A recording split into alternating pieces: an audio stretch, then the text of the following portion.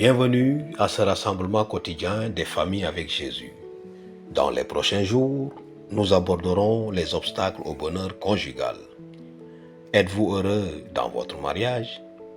Les réponses peuvent être oui, non, j'essaie de l'être, je suis heureux à 20%, à 50%, à 80%. Les tendances de la relation conjugale peuvent être se détériorer davantage, s'améliorer ou guérir complètement par la grâce de Dieu. La crise peut être causée par le mari, la femme, le partenaire, les enfants, la famille ou d'autres causes. Le secret pour la surmonter réside dans l'identification des causes qui entravent le bonheur. Chaque conjoint doit sincèrement reconnaître sa part de responsabilité, l'assumer et prendre la décision de changer. Les causes courantes du malheur conjugal sont la violence. Il existe 3 formes courantes de violence: la violence verbale, la violence physique et la violence émotionnelle. Aujourd'hui, nous allons aborder l'une d'entre elles, la violence verbale, qui consiste en des expressions grossières telles que muet, imbécile, idiot, insensé, ignorant, etc.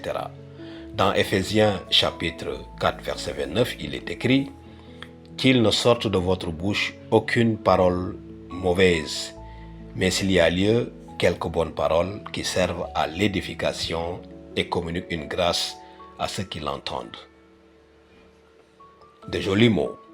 Ce sont des expressions vulgaires ou grossières utilisées pour s'adresser à une personne, généralement pour exprimer un rejet ou une désapprobation dans une atmosphère tendue. Nous connaissons tous ces expressions. Dans Colossiens chapitre 4 verset 6, il est écrit « Que votre parole soit toujours accompagnée de grâce, assaisonnée de sel, afin que vous sachiez comment il faut répondre à chacun. » La violence verbale aussi peut se caractériser par des insultes. Ce sont des expressions insultantes et offensantes destinées à blesser et à insulter un conjoint. Exemple, je ne sais pas pourquoi j'ai épousé cet homme. Va au diable. Tu es un scélérat. Tu es un déchet, etc. Dans Colossiens chapitre 3 verset 8, il est écrit « Mais maintenant, renoncez à tout cela. Colère, fureur, méchanceté, blasphème et grossièreté. » La violence verbale peut aussi se caractériser par des cris et des voix fortes.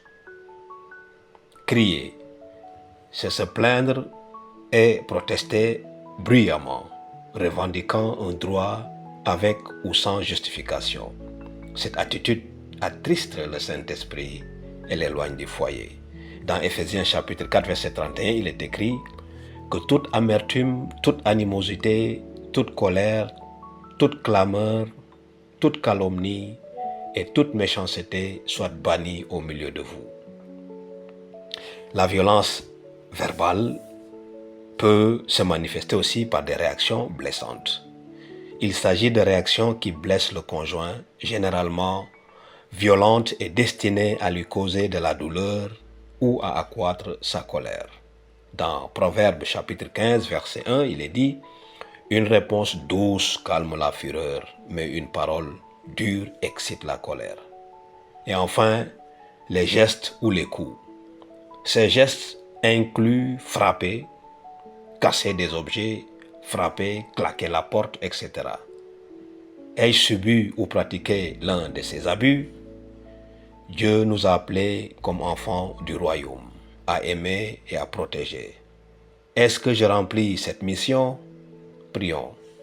Dieu le Père, aide-nous dans ce processus de transformation pour un monde de paix et de bonheur absolu.